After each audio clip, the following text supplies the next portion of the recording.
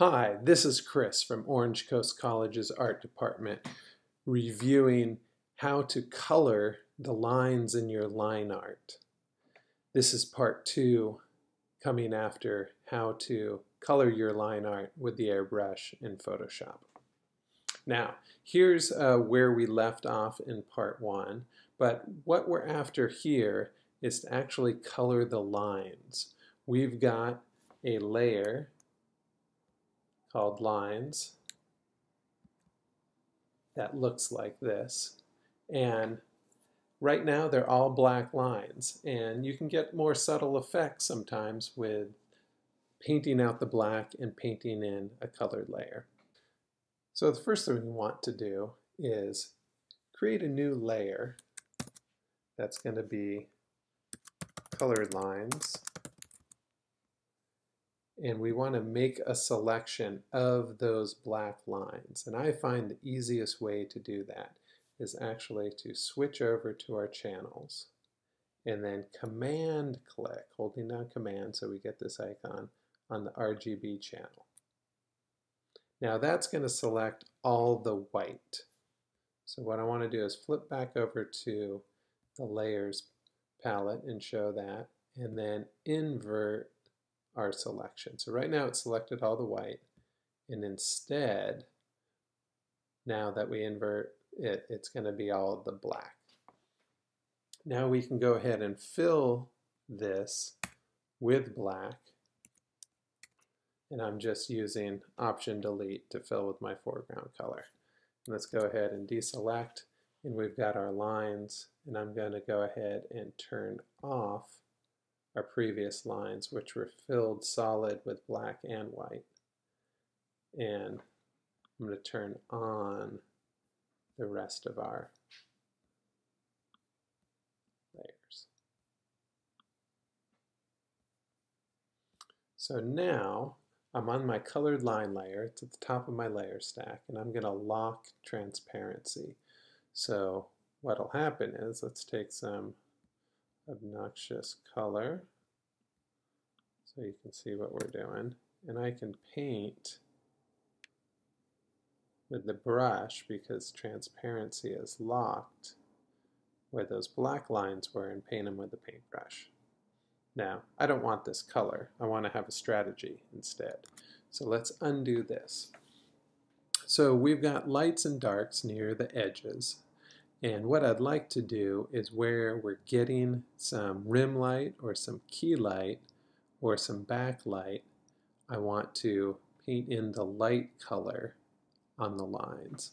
And where we're finding some shadow, let's paint in, not black, but maybe a darker version of whatever our true color is. So this is going to take just zooming in and painting. So let's come in a little bit and do a quick example, and then I'll speed up for the rest. How about the shoulder and the face? So let me take down my brush size. And I want to go even lighter than we've got here. So I still want to have a little color in it. We'll take it even lighter. That can help with our rim light. And then as we fade away into the red, we can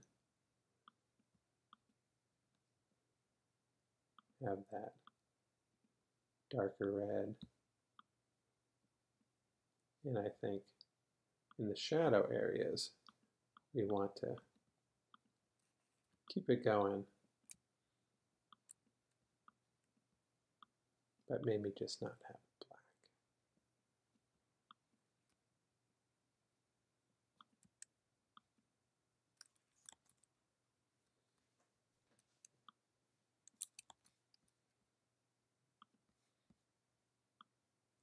So I'm just kind of cruising around, painting out the red, and where I've got some highlights, let's get some of that really light on the brass.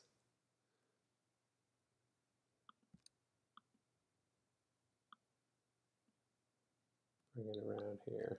Just keep bringing it on down.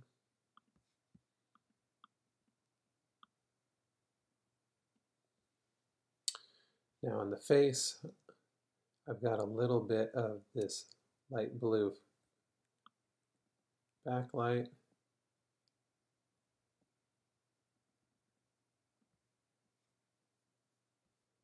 So I want to, ooh, that's not.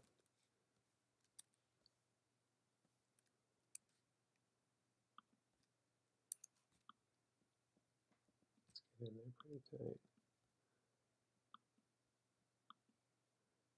Now I'm not sure the catching the rim light here is actually working out to my benefit. So let's go ahead and try the opposite. Let's select some of our darker color.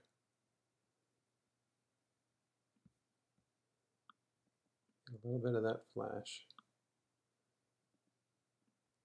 I'm going to go ahead and just use some of the darker browns in the brow area.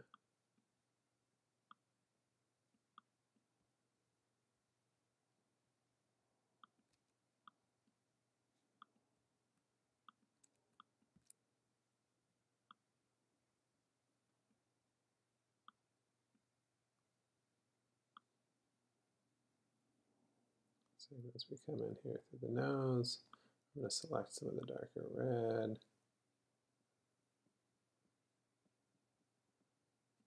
For the lips. And again,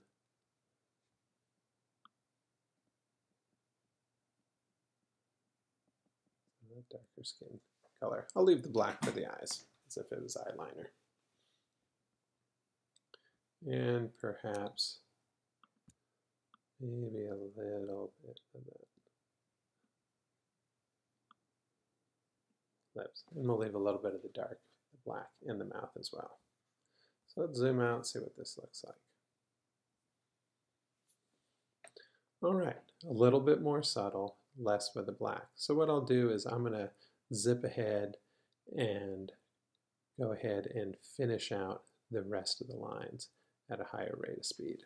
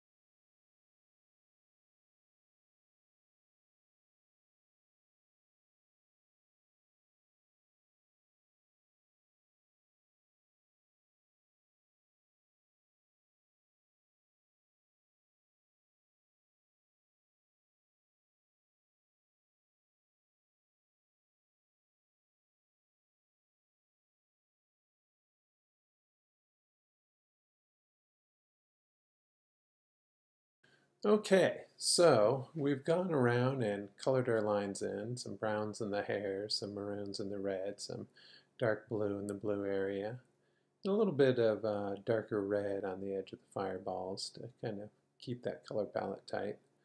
Some of the trickier areas are where we're getting some rim light, so you got to try to figure out, is it helpful to lighten the lines or to keep them as dark as they were? one last little touch. I'm realizing that cheekbone line can probably stand to get a little darker.